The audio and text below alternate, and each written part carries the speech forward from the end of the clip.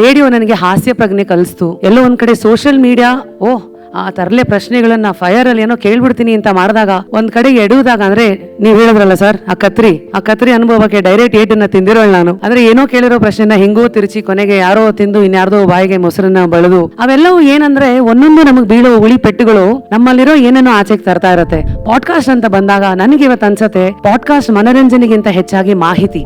ನನಗೆ ಭಯ ಆಗತ್ತೆ ಇವಾಗ ಏನಾದ್ರು ಬಾಯಿಗೆ ಬಂದಂಗೆ ಪ್ರಶ್ನೆ ಕೇಳಕ್ಕೂ ಮುಂಚೆ ಒಂದ್ ನಿಮಿಷ ಈ ಪ್ರಶ್ನೆಯಿಂದ ಜನಕ್ಕೆ ಏನಾಗಬೇಕಾಗಿದೆ, ಈ ಪ್ರಶ್ನೆನ ಆ ಉತ್ತರ ಬರತ್ತಲ್ಲ ಅದರಿಂದ ಅವ್ರ ಜೀವನಕ್ಕೆ ಏನಾದ್ರೂ ಉಪಯೋಗ ಇದೆಯಾ ಅನ್ನೋ ಒಂದು ತಕಡಿ ಇವತ್ತು ಇಟ್ಕೊಂಡಿದ್ದೀನಿ. ಇವತ್ತು ಆ ಪಾಡ್ಕಾಸ್ಟ್ ಬಹುಶಃ 2 ವರ್ಷದಲ್ಲಿ 400 ಕಂತುಗಳನ್ನ ಪೂರೈಸಿದೆ. And I guess that has been a rapid journey. ಬಹುಶಃ ಇವತ್ತಿಗೆ ನನಗೆ ಅರ್ಥ ಆಗಿರೋದು ಬಿಗ್ಗೆಸ್ಟ್ ಸಾಧನೆ ಇಸ್, ಪ್ರತಿದಿನ ನಾನು ಇನ್ನೂ ಸ್ಟೂಡೆಂಟು, ನಾನು ಇನ್ನೂ ಏನೋ ಕಲಿಬೇಕು, ನಾನು ಇನ್ನೂ ಏನಾದ್ರು ಅಚೀವ್ ಮಾಡಲೇಬೇಕು, ಇನ್ನೂ ಸಾಕು ಅಂತ ಅಂದಿಲ್ಲ ಅನ್ನೋದು ಇಸ್ ಅ ಬಿಗ್ಗೆಸ್ಟ್ ಅಚೀವ್ಮೆಂಟ್. ಸಾಧನೆ ಆಗಿರಲಿ, ಯಶಸ್ಸಾಗಿರಲಿ, ಅದು ನೀನು ಗಂಡ ಹೆಣ್ಣ ಕೇಳೋದು ಒಂದೇ ಧೈರ್ಯ, ಕೇಳೋದು ಒಂದೇ ಶ್ರದ್ಧೆ, ಕೇಳೋದು ಒಂದೇ ಹಠ. ಆ್ಯಂಡ್ ಮೋಸ್ಟ್ ಇಂಪಾರ್ಟೆಂಟ್ಲಿ ಮೀಡಿಯಾದಲ್ಲಿರೋದ್ರಿಂದ ಅದು ಒಂದು ಜವಾಬ್ದಾರಿ ಕೂಡ.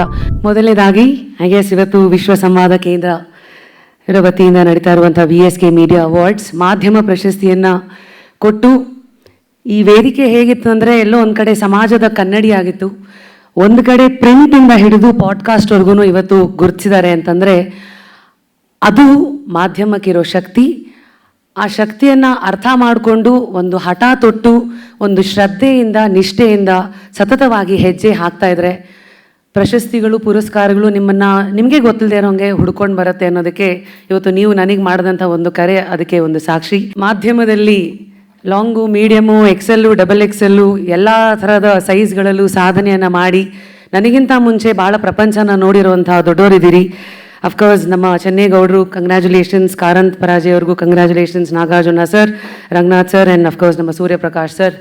ಸೊ ನಿಮ್ಮೆಲ್ಲರೂ ಪಕ್ಕ ನಾನು ಕೂತಿದ್ದೀನಿ ಅಂದಾಗ ಫಸ್ಟು ನಾನು ವೇದಿಕೆಯನ್ನು ನೋಡಿದೆ, ಓಹೋ ಇಷ್ಟು ಗಂಡ್ಮಕ್ಳ ಮಧ್ಯೆ ನಾನು ಒಬ್ಬಳೇ ಹೆಣ್ಣು ಪಕ್ಕದಲ್ಲಿ ಕೂತಿದ್ದೀನಿ ಅಂತಂದರೆ ನನಗನ್ನಿಸ್ತು, ಓಹೋ ಇದು ಏನಪ್ಪ, ಇದು ಹೆಮ್ಮೆ ಪಡಬೇಕಾ ಅಥವಾ ಬೇಜಾರು ಪಡ್ಕೋಬೇಕಾ ಅಥವಾ ಇದನ್ನು ಜವಾಬ್ದಾರಿಯಾಗಿ ತೊಗೋಬೇಕಾ ಅಂತ. ಎಲ್ಲೋ ಒಂದು ಕಡೆ ನನ್ನ ಜೀವನನ ನಾನೇ ಹಿಂದಕ್ಕೆ ತಿರುಗಿ ನೋಡಿದ್ರೆ, ಅವರು ವೇದಿಕೆ ಮೇಲೆ ಕೂತಿದ್ದಾಗ 2004 ನಂದು ಬಜಾಜ್ ಅಲಿಯನ್ಸ್ ಚಾಪ್ಟರ್ ಓಪನ್ ಮಾಡಿದ್ರಿ. ಅಂದರೆ ಈ ಮೈಕನ್ನು ನೋಡೋದಾದರೆ ಇಷ್ಟು ಶಾಂತವಾಗಿರುತ್ತೆ ನೋಡಿ, ಆದರೂ ಮುಂದಕ್ಕಿರೋರನ್ನು ಅವರ ಬೆಸ್ಟನ್ನು ಆಚೆಗೆ ತರಿಸತ್ತೆ. ಈ ಮೈಕ್ ಆಗಿರಲಿ, ಕ್ಯಾಮ್ರಾ ಆಗಿರಲಿ. ಒಂದು ಮೈಕ್ ನನ್ನ ಜೀವನದಲ್ಲಿ ಬಂದು ಅದು ಏನು ಮಾಡ್ತು ಅಂತ, ಆಕ್ಸಿಡೆಂಟ್ ಆಗಿ ಬಂದು ಅದು ಏನು ಮಾಡ್ತು ಅಂತ ನೀವೆಲ್ಲರೂ 19 ವರ್ಷಗಳ ಕಾಲ ಕೇಳಿಸ್ಕೊಂಡ್ರಿ. ಅದ್ರ ಮೂಲಕ ಒಂದು ಧ್ವನಿ ಕೊಡ್ತು. RJ ಫುಲ್ ಫಾರ್ಮೇ ಗೊತ್ತಿಲ್ಲದೆ ಇರೋಳು ನಾನು. ಮಾಧ್ಯಮ ಅಂತಂದರೆ ಏನು ಅಂತಲೂ ಗೊತ್ತಿಲ್ಲದೆ ಒಂದು ಏನು ಡಿಗ್ರಿ ಮಾಡಿದೆ. ಆ ಜರ್ನಿ ನನ್ನನ್ನು ಹೇಗೆ ಕರ್ಕೊಂಡು ಬಂತು. ಎಲ್ಲೋ ಒಂದು ಕಡೆ ರೇಡಿಯೋ ಒಂದು ವ್ಯಂಗ್ಯ, ಹಾಸ್ಯ, ಮಾತಲ್ಲೇ ಹೆಂಗೆ ಹಿಡಿದಿಟ್ಟಿರೋದು ಧ್ವನಿ ಮೂಲಕ ಅಂತ ಅದರ ಒಂದು ಅರ್ಥ ಕೊಟ್ಟರೆ TV ಎಲ್ಲೋ ಒಂದು ಕಡೆ ಕಾನ್ಫಿಡೆನ್ಸ್ ಕೊಡ್ತು. ರಿಯಾಲಿಟಿ ಶೋಸ್ಗಳು ಒಂದು ಹಠ ಅಂದರೆ ಏನು ಅಂತ ಅದನ್ನು ಹೇಳ್ಕೊಡ್ತು. ಈ ಮಧ್ಯ ಐ ಗೆಸ್ ಮುಂದೆ ಬಂದಿರೋದು ಇಸ್ ಪಾಡ್ಕಾಸ್ಟ್. ಎಲ್ಲರೂ ಕೇಳ್ತಾ ಇದ್ರಿ, ಏನೋ ಬ್ರೇಕಿಂಗ್ ನ್ಯೂಸು, ಶೇಕಿಂಗ್ ನ್ಯೂಸು, ಇದೆಲ್ಲದಕ್ಕಿಂತ ಮುಂಚೆ ಅಥವಾ ಇದೆಲ್ಲದಕ್ಕಿಂತ ಆದಮೇಲೆ ನನಗೆಲ್ಲೋ ಒಂದು ಕಡೆ ಅನ್ಸೋದು, ಈ ಸಮಾಜ ಶತಾವಧಾನಿ ಗಣೇಶರಿಂದ ಹಿಡಿದು ಗೋಲ್ಡನ್ ಸ್ಟಾರ್ ಗಣೇಶ್ ಎಲ್ಲರನ್ನೂ ಮೆಚ್ಕೊಂಡಿರೋ ಸಮಾಜ ಇದು. ಅಂದರೆ ಒಬ್ಬರು ಮನರಂಜನೆಗೆ, ಇನ್ನೊಬ್ಬರು ಮಾಹಿತಿಗೆ.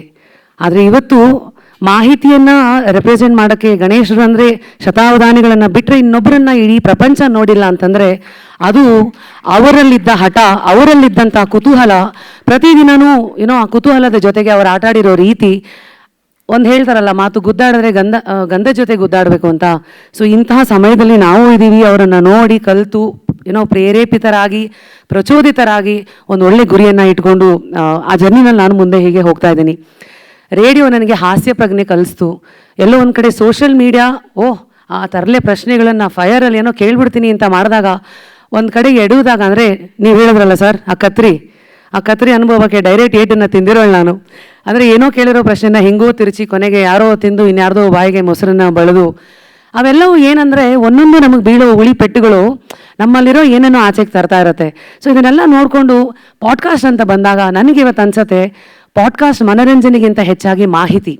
ಇವತ್ತು ಜನರಿಗೆ ಮನರಂಜನೆಗೆ 5 ನಿಮಿಷ ಇರ್ಬೋದು ಅದರ ಆಯಸ್ಸು, ಆದರೆ ಮಾಹಿತಿ ಅದು ಆ ಬೀಜ ಒಳಗಡೆ ಹೋಗ್ಬಿಟ್ರೆ ಅದು ಬಹುಶಃ ಈ ಪಾಡ್ಕಾಸ್ಟ್ ಅನ್ನೋ ವೇದಿಕೆ ಏನಿದೆ ನನಗೆ ಕುತೂಹಲದ ವೇದಿಕೆ, ನಿಮಗೆ ಜ್ಞಾನ ತಲುಪುವಂಥ ಸೇತುವೆ, ಮೋಸ್ಟ್ ಇಂಪಾರ್ಟೆಂಟ್ಲಿ ನಿಮ್ಮೆಲ್ಲರ ಚಿಂತನೆಯನ್ನು ಬದಲಾಯಿಸುವಂಥ ಶಕ್ತಿ. ಅದಕ್ಕೆ ವಿಶ್ವಾಸ ಗಳಿಸಿರುವಂತಹ ಡಾಕ್ಟ್ರುಗಳಾಗಿರಲಿ, ಸ್ಪಿರಿಚುವಲ್ ಪರ್ಸನಾಲಿಟೀಸ್ಗಳಾಗಿರಲಿ, ಅವರವರ ಕ್ಷೇತ್ರದಲ್ಲಿ ಸಾಧಿಸಿರುವಂಥ ಸಾಧಕರು ಎಲ್ಲರೂ ಬಂದು ಇವತ್ತು ಆ ಪಾಡ್ಕಾಸ್ಟ್ ಬಹುಶಃ 2 ವರ್ಷದಲ್ಲಿ 400 ಕಂತುಗಳನ್ನು ಪೂರೈಸಿದೆ.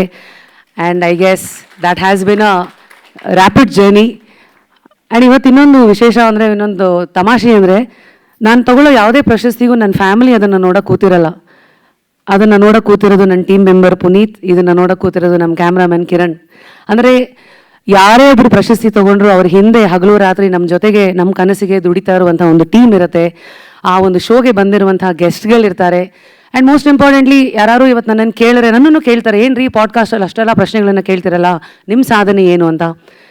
ನಾನು ರೇಡಿಯೋದಲ್ಲಿ ಗಳಿಸಿದ ರ್ಯಾಪಿಡ್ ರಶ್ಮಿ ಅದು ಸಾಧನೆ ಅಲ್ಲ, ಬಿಗ್ ಬಾಸ್ಗೆ ಹೋಗಿ ಬಂದಿದ್ದು ಸಾಧನೆ ಅಲ್ಲ, ಸಿನಿಮಾದಲ್ಲಿ ನಟಿಸಿದ ಸಾಧನೆ ಅಲ್ಲ, ಪಾಡ್ಕಾಸ್ಟ್ ಮೂಲಕ ನನ್ನದೇ ಆದಂಥ ಒಂದು ಮೀಡಿಯಾ ಸಂಸ್ಥೆನ ಹುಟ್ಟಾಕಿರೋದು ಸಾಧನೆ ಅಲ್ಲ, ಈಗ ರಾಧಾ ಸಂಸ್ಥೆ ಮೂಲಕ ಸೀರೆಗಳು ಸಾಧನೆ ಅಲ್ಲ, ಯಾವುದೂ ಸಾಧನೆ ಅಲ್ಲ. ಬಹುಶಃ ಇವತ್ತಿಗೆ ನನಗೆ ಅರ್ಥ ಆಗಿರೋದು ಬಿಗ್ಗೆಸ್ಟ್ ಸಾಧನೆ ಇಸ್ ಪ್ರತಿದಿನ ನಾನು ಇನ್ನೂ ಸ್ಟೂಡೆಂಟು, ನಾನು ಇನ್ನೂ ಏನೋ ಕಲಿಬೇಕು, ನಾನು ಇನ್ನೂ ಏನಾದ್ರು ಅಚೀವ್ ಮಾಡಲೇಬೇಕು, ಇನ್ನೂ ಸಾಕು ಅಂತ ಅಂದಿಲ್ಲ ಅನ್ನೋದು is a biggest achievement. Looks like ನನ್ನನ್ನು ಇಲ್ಲಿವರೆಗೂ ಎಲ್ಲ ಅಧ್ಯಾಯಗಳನ್ನು ನೀವೇ ನೋಡಿದ್ದೀರಾ. ಐ ಥಿಂಕ್ ಮುಂದೇನೋ ಆ ಒಂದು ಹಸಿವು ಮತ್ತು ಒಂದು ಹಠ, ಆ್ಯಂಡ್ ಮೋಸ್ಟ್ ಇಂಪಾರ್ಟೆಂಟ್ಲಿ ಸಾಧನೆ ಆಗಿರಲಿ, ಯಶಸ್ಸಾಗಿರಲಿ, ಅದು ನೀನು ಗಂಡ ಹೆಣ್ಣ ಕೇಳಲ್ಲ, ಕೇಳೋದು ಒಂದೇ ಧೈರ್ಯ, ಕೇಳೋದು ಒಂದೇ ಶ್ರದ್ಧೆ, ಕೇಳೋದು ಒಂದೇ ಹಠ. ಆ್ಯಂಡ್ ಮೋಸ್ಟ್ ಇಂಪಾರ್ಟೆಂಟ್ಲಿ ಮೀಡಿಯಾದಲ್ಲಿರೋದ್ರಿಂದ ಅದು ಒಂದು ಜವಾಬ್ದಾರಿ ಕೂಡ. ನನಗೆ ಭಯ ಆಗತ್ತೆ, ಇವಾಗ ಏನಾದ್ರು ಬಾಯಿಗೆ ಬಂದಂಗೆ ಪ್ರಶ್ನೆ ಕೇಳೋಕ್ಕೂ ಮುಂಚೆ ಒಂದು ನಿಮಿಷ ಈ ಪ್ರಶ್ನೆಯಿಂದ ಜನಕ್ಕೆ ಏನಾಗಬೇಕಾಗಿದೆ, ಈ ಪ್ರಶ್ನೆನ ಆ ಉತ್ತರ ಬರುತ್ತಲ್ಲ ಅದರಿಂದ ಅವ್ರ ಜೀವನಕ್ಕೆ ಏನಾದರೂ ಉಪಯೋಗ ಇದೆಯಾ ಅನ್ನೋ ಒಂದು ತಕಡಿ ಇವತ್ತು ಇಟ್ಕೊಂಡಿದ್ದೀನಿ. ಹಾಗಾಗಿ ವಿತ್ ದಿಸ್ ಸೋ ಫಾರ್ ನಾನು ಇಲ್ಲಿವರೆಗೂ ಬಂದಿದ್ದೀನಿ. ಆ್ಯಂಡ್ ಈ ಒಂದು ಜರ್ನಿನಲ್ಲಿ ನನ್ನನ್ನು ಸಪೋರ್ಟ್ ಮಾಡಿದಂಥ ನನ್ನ ಎಲ್ಲ ನೋಡುಗರು, ಕೇಳುಗರು, ಯಾಕಂದರೆ ಇವತ್ತು ಯಾರಿಗಾರು ಒಂದು ದೊಡ್ಡ ಗಿಫ್ಟ್ ಕೊಡ್ತೀರಾ ನೀವು ಅಂದರೆ the biggest gift that you can give is your time. ನೀವು ಅದು 5 ನಿಮಿಷ ನನಗೋಸ್ಕರ ಕಿವಿ ಕೊಟ್ರಿ, ಕಣ್ಣು ಕೊಟ್ರಿ, ನಮ್ಮ ಶೋನ ನೋಡಿದ್ರಿ ಅಂತಂದರೆ ನಾನು ಏನು ಮಾಡಿರ್ಬೇಕು ನಿಮ್ಮ ಲೈಫಿಗೆ. ಆ ಜವಾಬ್ದಾರಿ, ಆ ಎಚ್ಚರಿಕೆಯ ಗಂಟೆ ಸದಾ ನನ್ನನ್ನು ಒಂದು ಇದರಲ್ಲಿ ಇಟ್ಟಿರಲಿ. ಆ್ಯಂಡ್ ನಾನೇನು ಫೆಮಿನಿಸ್ಟ್ ಅಲ್ಲಪ್ಪ, ನಾನು ಏನೋ ಆಗಿ ಸಮಾಜದಲ್ಲಿ ಮೈಕ್ ಸಿಕ್ತು, ಆಮೇಲೆ ಕ್ಯಾಮ್ರಾ ಸಿಕ್ತು, ನನ್ನದೇ ಆದಂಥ ಸ್ಟೈಲಲ್ಲಿ ಮಜ್ಜಾ ಮಾಡ್ಕೊಂಡು ಜರ್ನಿನ ಎಕ್ಸ್ಪ್ಲೋರ್ ಮಾಡ್ತಾಯಿದ್ದೀನಿ. ಬಟ್ ಒಂದು ಮಾತ್ರ ಅರ್ಥ ಆಗಿದೆ, ಒಂದು ಹೆಣ್ಣು ನಿಂತರೆ 100 ಹೆಣ್ಣುಗಳಿಗೆ ಶಕ್ತಿ ನೋಡೇನೆ ಬಂದ್ಬಿಡುತ್ತೆ ಅನ್ನೋದು. ಹಾಗಾಗಿ ಪ್ರತಿಯೊಬ್ಬರಿಗೂ ನಾನು ಹೇಳೋದಷ್ಟೇ, ಹೆಣ್ಣು ಮಕ್ಕಳು ಸ್ಟ್ರಾಂಗು ಗುರು, ರಾಂಗು ಗುರು, ಯಾವ ಟೈಟಲ್ಗಳು ಅವ್ರೇನೋ ಸಾಹಿತಿಗಳು ಅವರೇನೋ ಡೈಲಾಗನ್ನು ಬರೀತಾರೆ, ನೀವೇನು ಅಂತ ಆ ಪಕ್ಕದಲ್ಲಿರೋ ಟೈಟಲ್ ನೀವು ಹಾಕೊಳ್ಳಿ. I guess that is the biggest freedom that you can get. And of course ಈ ಥರ ವೇದಿಕೆಗಳು ಅದ್ರ ಮೂಲಕ ಆದರೆ 4 ಜನ ಚಪ್ಪಾಳೆ ಹೊಡಿತಾರೆ, 5 ಜನ ಪ್ರಶಸ್ತಿ ಕೊಡ್ತಾರೆ, ಬಹುಶಃ ನಾವು ಹೋದ್ಮೇಲೆ ಒಂದು 100 ದಿನ ನಮ್ಮ ಬಗ್ಗೆ ಮಾತಾಡ್ತಾರೆ. So I guess with this one I am very glad to share the stage. And ನನಗೆ ಶತಾವಧಾನಿಗಳು ಒಂದು ಎಕ್ಸಾಮ್ ಬರೆಸಿದ್ದಾರೆ. ನಾನು ಕಾಲ್ ಮಾಡಿದೆ ಅವ್ರಿಗೆ, ಸರ್ ನಾನು ಪಾಡ್ಕಾಸ್ಟಿಗೆ ಬರಬೇಕು. ನೋಡಮ್ಮ, ನನ್ನ ಜೀವನದ ಬಗ್ಗೆ ನಾನು ಎಲ್ಲ ಮಾತಾಡಿದ್ದೀನಿ, ಇನ್ನೇನು ಮಾತಾಡೋಕೆ ಉಳಿಸ್ಕೊಂಡಿಲ್ಲಮ್ಮ. ಆಮೇಲೆ ಸರ್ ಇದು ಡಿಜಿಟಲ್ ಮಾಧ್ಯಮ, ಇಲ್ಲ 100 ವರ್ಷ, ಅದು ನೋಡಮ್ಮ ಜ್ಞಾನ, ಮನೋರಂಜನೆ, ಮಾಹಿತಿ ಅನ್ನೋದು ನಾನಂತಲ್ಲ, ಅದು ಯಾರ್ಯಾರಿಗೆ ಎಲ್ಲೆಲ್ಲಿ ಯಾವ ಇದ್ರ ಮೂಲಕ ಸಿಗಬೇಕು ಸಿಗತ್ತೆ. ನೀನು ನನ್ನನ್ನು ಮಾತನಾಡಿಸುವುದೇ ಆದರೆ ನನ್ನ ಒಂದು ಪುಸ್ತಕವನ್ನು ತೊಗೊಂಡು ಅದ್ರ ಬಗ್ಗೆ ಏನಾದರೂ ಮಾತನಾಡೋದಾದರೆ ನಾನು ಖಂಡಿತ ಬರ್ತೀನಿ. ಯಾವತ್ತು ನೀನು ಆ ಪುಸ್ತಕವನ್ನು ಓದುವೆಯೋ ನನಗೊಂದು ಕರೆ ಮಾಡು, ನಾನು ಬರುವೆನು ಅಂತ ನಮ್ಮ ಶತಾವಧಾನಿಗಳು.